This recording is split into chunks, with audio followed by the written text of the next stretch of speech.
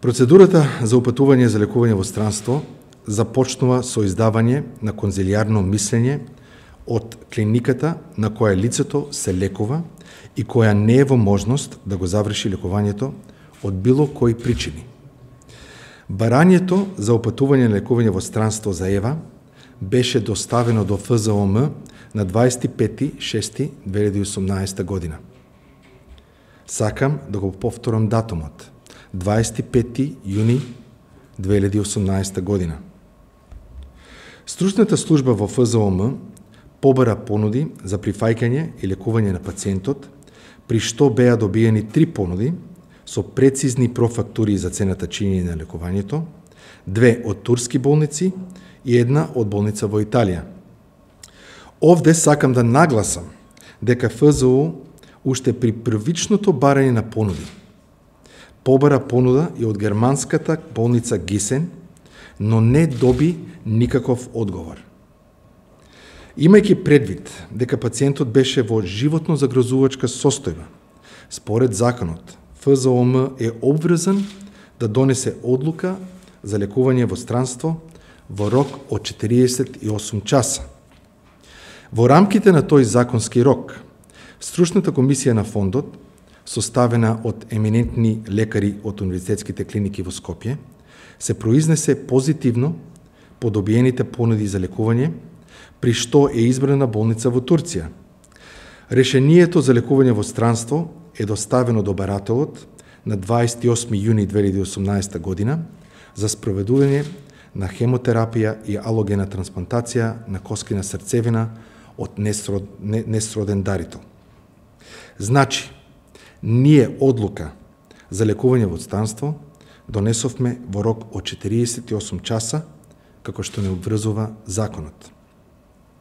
Иако сите свесни дека малата Ева е во животно загрозувачка состојба, барателот, незадоволен од одлуката на Стручната комисија при фондот, поднесе приговор до второстепената комисија со барање лекувањето да се спроведе во клиниката во Гисен, Германија, со која што воспоставил личен контакт. Стручните служби во ФЗОМ му излегува во пресрет на барателот, при што е направен директен контакт со лекарот од германската болница, кој бил посечен лично од барателот.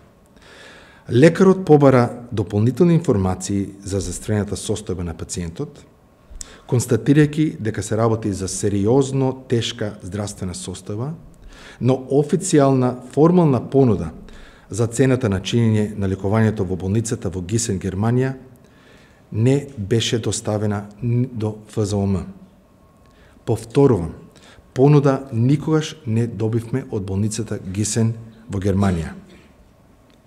Од тука, најстрого ги демантираме сите шпекулации во јавноста дека лекувањето во Германија чинело 200.000 евра.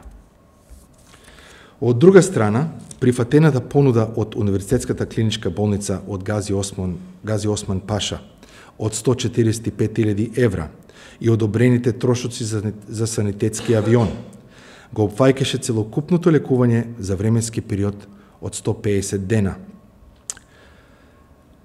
ФЗОМ има документација за секој чекор од оваа постапка и јавно и транспарентно ви стоиме на располагање за секоја информација. Сите законски процедури кои постојат во ФЗОМ беа целосно запазени и почитувани во овој случај. Посебно земејќи предвид дека се работеше за дете со висока итност за лекување и многу тешка здравствена состојба. За жал, трагедијата не успеавме да ја избегнеме. Баравме понуди од голем број на клиники, вклучувајќи и германската клиника која што спомнав, но добивме само 3 понуди.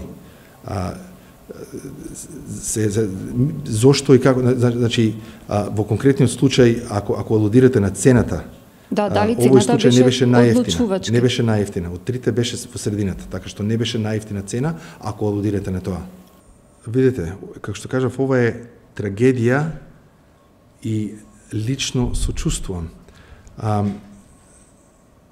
И жално е за секој граѓанин што Ева го изгуби животот.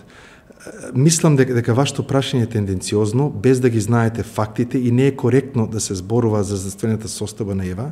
Можеби не знаете дека ова беше ремисија, овој беше втор пат. Пациентката беше во многу тешка состојба.